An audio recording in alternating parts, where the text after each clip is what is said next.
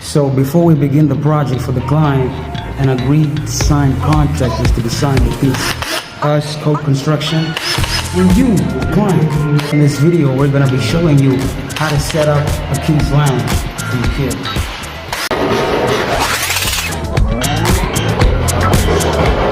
Yeah. As you can see, it's a spectacular view.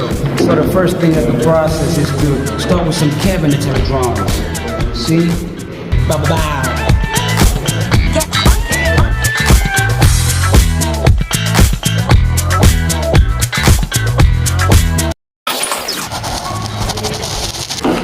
So with the use of electric drills, turning screws, plugs, it will be, I promise you, I guarantee you, quality results.